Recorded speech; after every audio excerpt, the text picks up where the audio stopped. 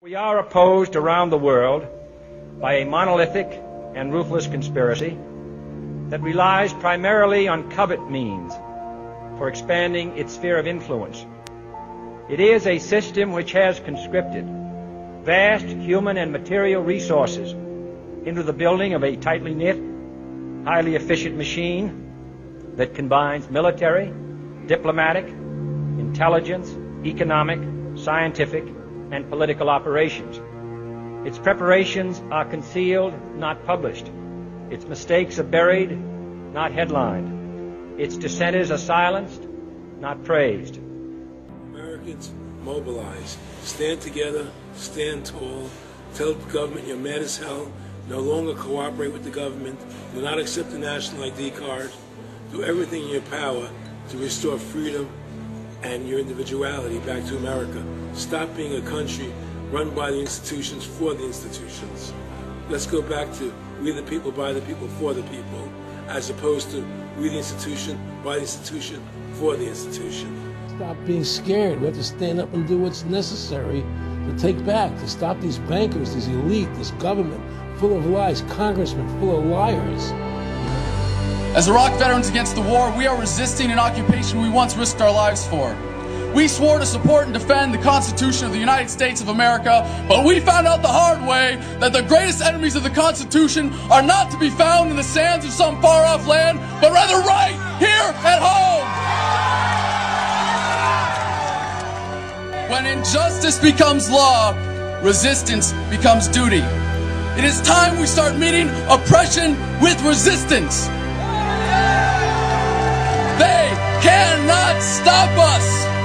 Humanity marches on. The utmost manifestation of love and devotion to America is today, as it always has been, resistance of tyranny. Resist we must, and resist we will. We will not be silent. We will not obey. We will not let our government destroy our humanity. We will not wait another moment in fear to stand up for what we know to be right. It is time we start meeting oppression with resistance. Northwoods, explain that really quick. This is 1962. The Joint Chiefs of Staff signed a document that was planning on having fake attacks on American civilians and blaming it on the Cubans to get us to go to war with Cuba. They were going to blow up a drone jetliner. They were going to send a jet into the air and blow it up. Oh my God! And blame the Cubans for it and get us to go to war with Cuba. Planning on having fake attacks on American civilians. The time when the operation of the machine becomes so odious, makes you so sick at heart that you can't take part. You can't even passively take part. And you've got to put your bodies upon the gears and upon the wheels, upon the levers, upon all the apparatus, and you've got to make it stop. And you've got to indicate to the people who run it, to the people who own it, that unless you're free, the machine will be prevented from working at all. I served with Kilo Company, 3rd Battalion, 8th Marines as an automatic machine gunner. There's a term, once a Marine, always a Marine, but there's also the term, eat the apple, F the core. I don't work for you no more. And I'm a Marine. I took an oath to defend the Constitution. The Constitution! I didn't take an oath to defend these banksters.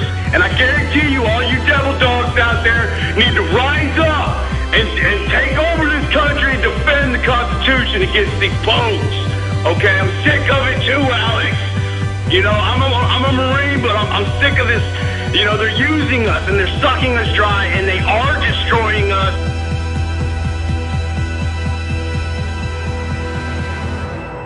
People should not be afraid of their governments. Governments should be afraid of their people.